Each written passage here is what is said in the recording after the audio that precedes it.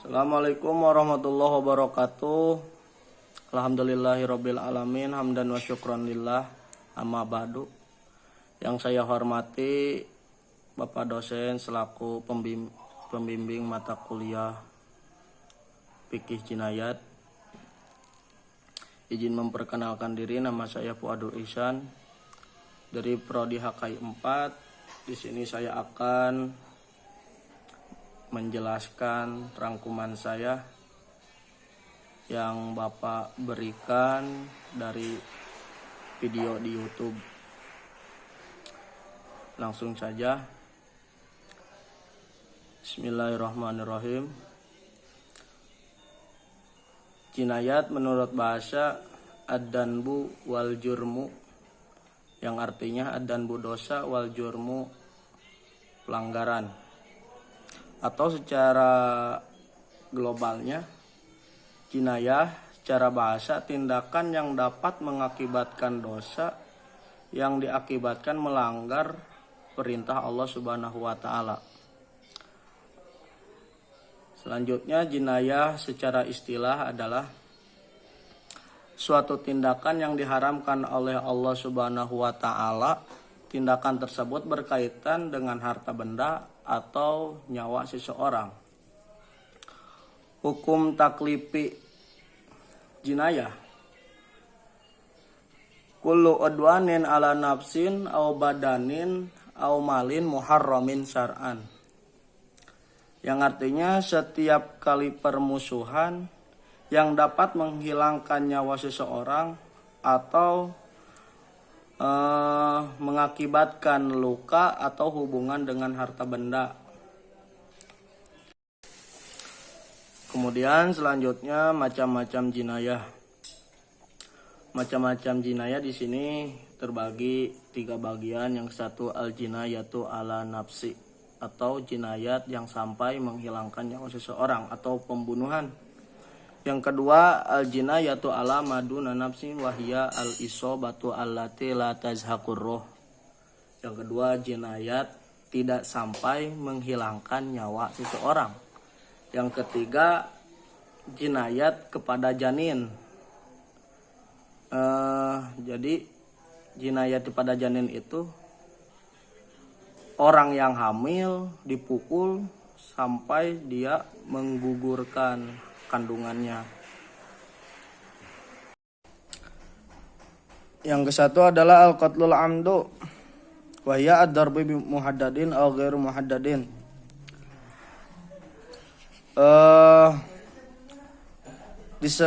Membunuh disengajanya itu ada target ataupun tidak ada target. Kalau ada target, contohnya seperti orang yang ingin membunuh musuhnya sehingga dia membawa golok atau pedang terus ditusukkan ke bagian badannya si musuh. Nah, itu yang disebut al-qatlul amdu bi muhaddadin karena ada target. Yang disebut ghairu muhaddadin, membunuh disengaja dengan tidak ada target, seperti orang yang gabut. Dia keluar dari rumah membawa golok atau pedang. Siapa yang lewat, yang jalan-jalan langsung dibunuh. Itu tidak ada target. Siapa aja yang lewat dia langsung bunuh. Itu ada pembunuhan tidak ada target tetapi disengaja. Hukumnya pembunuhan disengaja adalah dikisos dengan cara dibunuh lagi dan mendapatkan dosa. Dan jika si pembunuh atau si pelaku masih kerabat dengan si korban, maka si pelakunya itu tidak akan mendapatkan warisan dari si korban. Yang kedua, pembunuhan antara disengaja dan tidak disengaja. Contohnya seperti seseorang memberi pelajaran kepada orang lain. Nah, biasanya itu dengan cara dicambuk, biasanya itu tidak akan membunuh seseorang. Tetapi ini pas dicambuk, mati itu. Antara disengaja dan disengaja. Maka itu termasuk pembunuhan Shibul Amdi. Hukumannya pembunuhan Shibul Amdi itu tidak dikisos, tetapi mendapatkan diat mughaladah. Diat mughaladah itu membayar diat dengan harga dengan 100 unta dan wajib kifarat dan mendapatkan dosa. Kemudian al-qatlul khata, pembunuhan tidak disengaja, seperti ada segerombolan orang ingin memburu hewan yang ada di hutan pakai jamparing atau anak panah. Si anak panahnya itu tidak kena target kepada hewan pemburuan itu, tetapi si anak panahnya itu mengenai kepada orang lain, sehingga orang lain yang kena panah itu meninggal. Ya, itu termasuk kepada pembunuhan tidak disengaja. Hukum pembunuhan tidak disengaja yaitu tidak dikisos, tetapi membayar diat. Kalau tidak salah membayar diat mukhaffafah ringan, dan wajib membayar kifarat dan mendapatkan dosa besar. Terus al-qatlu bitasabub awis sabab, pembunuhan yang menyebabkan. Seperti tadi contoh orang yang membuat sumur bukan di tempatnya, sehingga ada orang yang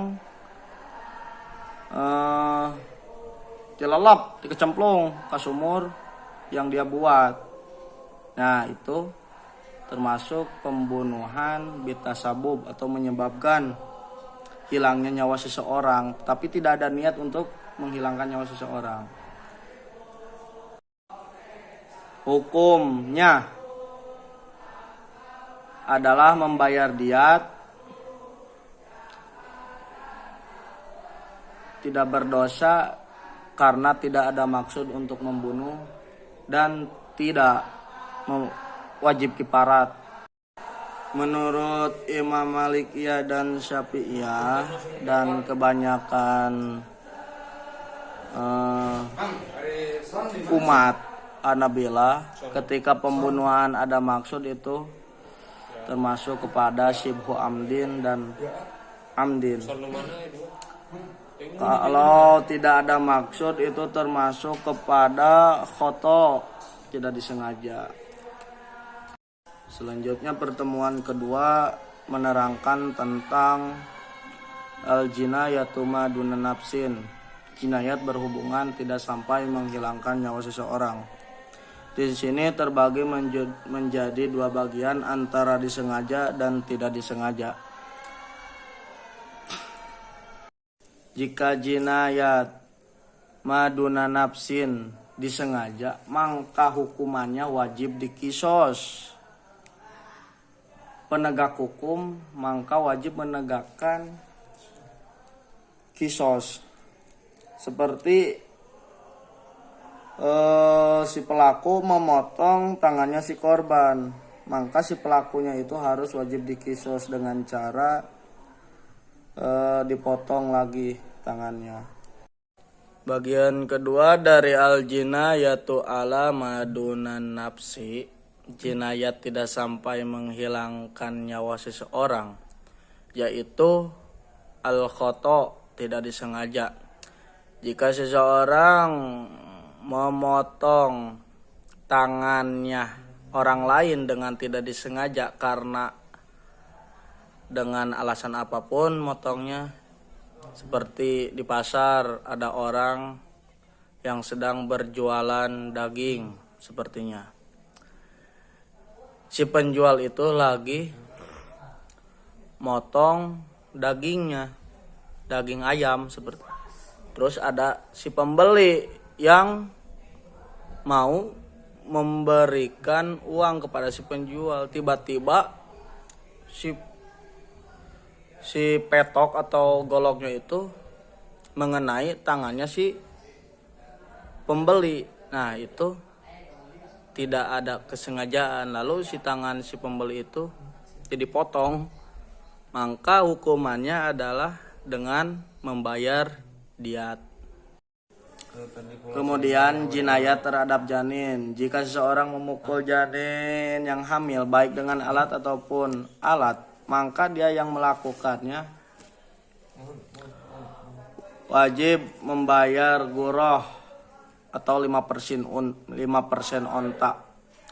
Dasar hukum tidak sampai menghilangkan nyawa seseorang, menghilangkan nyawa dibalas dengan nyawa, itu ada dalam Quran surat Al-Maidah ayat 45.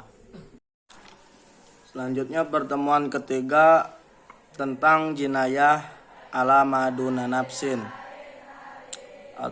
Jinayah tidak sampai menghilangkan nyawa seseorang. Di sini dibagi menjadi dua bagian. Satu, ada yang wajib dikisos, dan kedua, ada yang wajib membayar diat atau hukuman yang lain setimpalnya.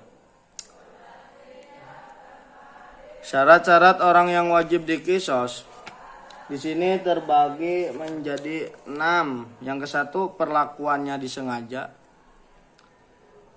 Untuk melukai seseorangnya itu disengaja, tidak ada kesalahan, disengajanya murni, memotong tangan seseorangnya itu murni. Yang kedua, perlakuannya karena ada permusuhan, karena ada target. Yang ketiga, antara satu korban dan pelakunya sama-sama sifatnya. Sama-sama sifatnya itu tuh maksudnya adalah sama-sama agamanya, sama-sama manfaatnya. Seperti yang dipotong itu jempol, manfaat yang dipotongnya lagi itu harus jempol, tidak yang lain. Yang keempat, harus sesuai dengan tempatnya. Seperti yang dipotongnya itu jempol segini, harus dipotong lagi segini, tidak boleh lebih gitu. Yang kelima, harus sesuai manfaatnya. Seperti mata dicokel oleh orang lain. Nah, manfaatnya itu mata untuk melihat, harus sesuai itu. Tidak yang dicokel mata, yang dikisos telinga, itu tidak boleh. Yang keenam, adanya kemungkinan jika dilakukan kisos tidak akan menyiksa, seperti memotong tangan si korban. Si pelaku memotong tangan si korban. Ketika memotongnya dalam sendi-sendinya, itu bisa wajib dikisos, tidak akan menyiksa. Tetapi sudah ke sini tidak boleh dikisos karena akan menyiksa si pelaku, karena tulang itu tidak ada kisosnya, karena akan menyiksa si pelaku dan tidak akan tahu ukurannya berapa, ininya berapa gitu.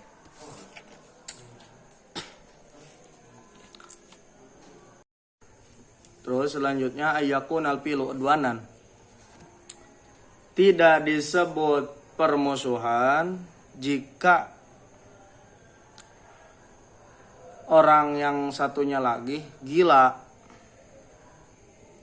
Ketika ada orang gila memukul seseorang, maka tanggung jawabnya itu tidak bisa dipertanggungjawabkan.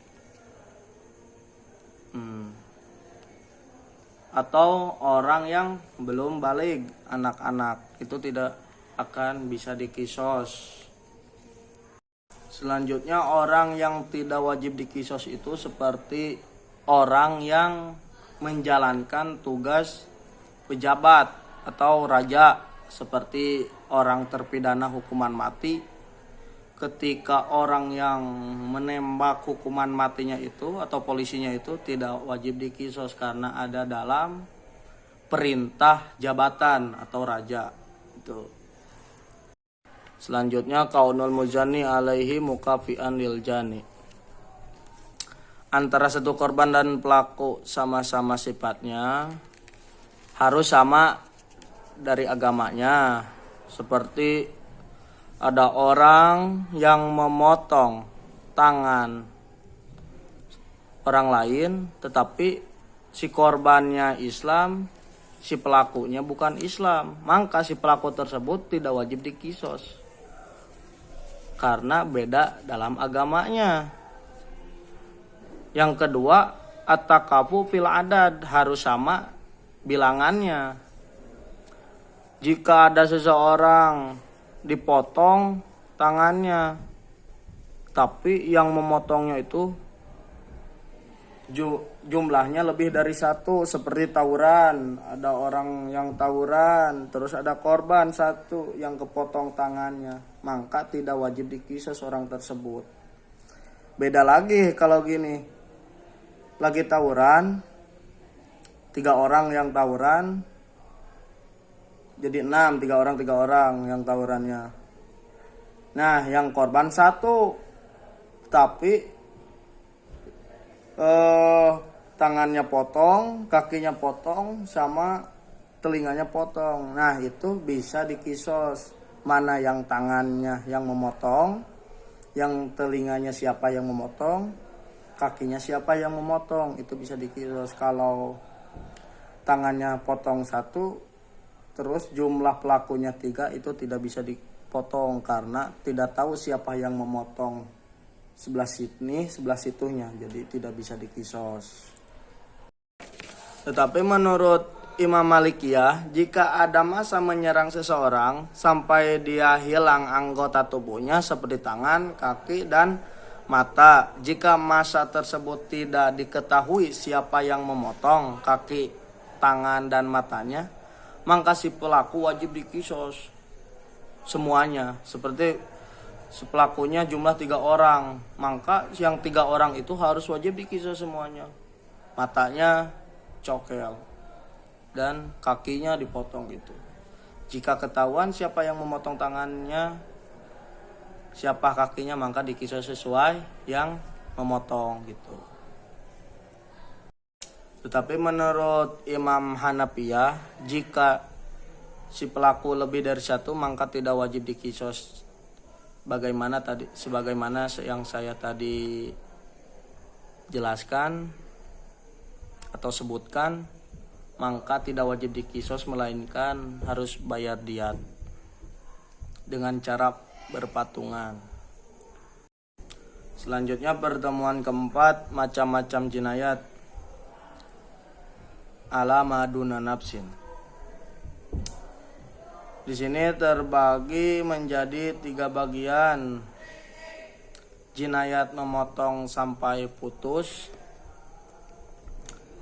jinayat melukai, yang ketiga jinayat fungsi tubuh yang hilang. Kemudian macam-macam jinayat bil qat'i wal ibanah. Contohnya seperti kedua tangan dan kedua kaki, mata, hidung, telinga, lisan, terus payudara perempuan, zakar, jenggot, rambut, kepala, tulang. Jika yang dipotongnya kedua tangan atau kedua kaki, jika pas persendian, jika yang dipotongnya maka wajib dikisos sebagaimana yang saya tadi sudah sebutkan. Wajib dikisos jika sampai di sini, tidak wajib dikisos karena akan menyiksa kepada si pelaku.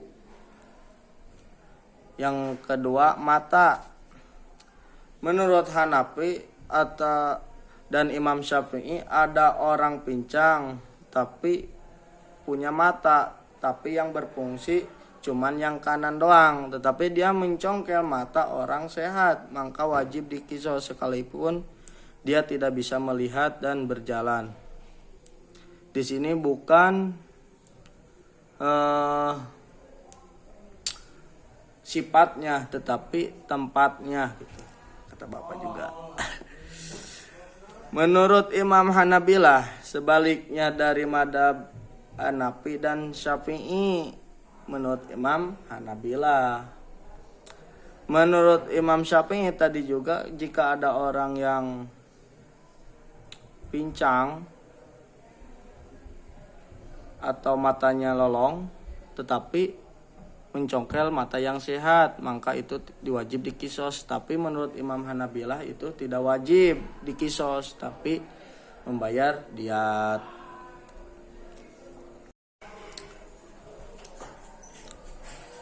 Jumhur ulama atau kesepakatan ulama, jika semuanya kondisinya sama maka wajib dikisos, tetap seperti orang yang lolong mencongkel orang matanya lolong lagi gitu, itu wajib dikisos.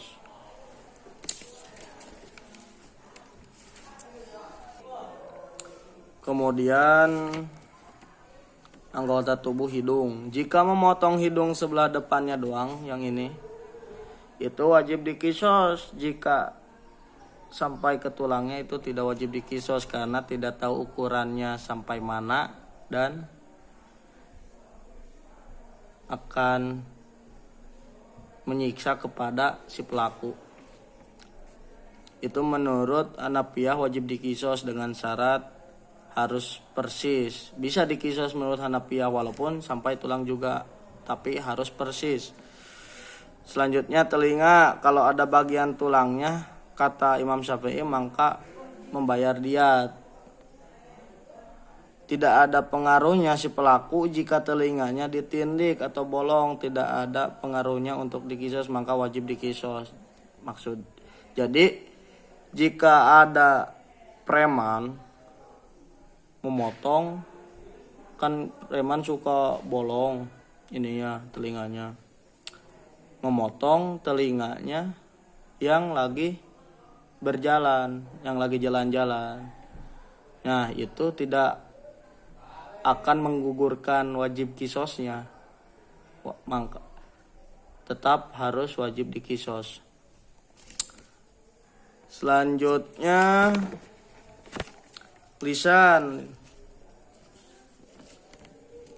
juga gitu wajib dikisos. Terus tentang payudara perempuan, jika perempuan payudaranya dipotong sebagian tempat susu keluar air tempat air susunya, jika dipotongnya oleh laki-laki maka tidak wajib dikisos. Karena apa? Karena lelaki itu tidak punya tempat susu di payudara karena payudaranya kecil. Yang wajib dikisos itu jika yang memotongnya itu perempuan, tapi tidak semua perempuan karena tidak sama besarnya gitu. Tetapi lelaki bisa dikisos ketika memotong payudara perempuan itu ketika memotongnya bagian tempat empeng si bayi, yang itunya itu bisa dikisos. Terus masalah kepunyaan laki, zakar. Itu zakar seperti yang lain-lainnya, jika dipotong setengah maka dikisos juga setengah. Terus jenggot, rambut, kepala, tidak ada kisos untuk rambut kepala jika pas rambutnya, karena rambut kepala itu cuman jamal, kegantengan dan kecantikan. Jika sampai tulang kulitnya itu beda lagi hukumnya. Kalau rambutnya doang itu tidak wajib dikisos. Jenggot sama. Terus tulang, tidak ada kisosnya bagi tulang karena tidak akan tahu ukurannya sampai mananya. Maaf sebelumnya Pak, ingin menjelaskan lagi tentang lisan. Jika lisan yang bisa bicara sama lisan yang bisu, maka tidak bisa dikisos melainkan membayar diat. Maaf tadi pertemuan keempat sama kelima, termasuk pertemuan kelima. Di sini selanjutnya pertemuan keenam tentang luka. Terbagi menjadi dua, luka tentang wajah dan kepala, kedua luka di anggota badan. Luka tentang wajah, jika memang teknologi hari ini merobek muka seseorang bisa disamakan, maka wajib dikisos. Seperti ada seseorang yang merobek muka seseorang. Jika ada teknologi hari ini yang bisa merobek lagi sama persis seperti yang dilakukan oleh si pelaku, maka wajib dikisos. Kalau tidak ada, maka wajib membayar diat. Selanjutnya luka tentang badan, jika bagian luarnya yang dilukai maka bisa dikisos. Seperti dipotong tangannya, itu bisa dikisos. Tetapi jika badan dalam seperti jantung atau tenggorokan yang dilukai, maka tidak wajib dikisos karena tidak akan bisa.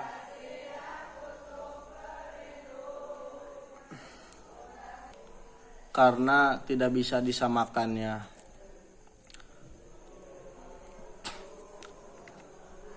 Menurut selanjutnya pertemuan ketujuh, menurut Imam Hanafiyah dan Hanabilah.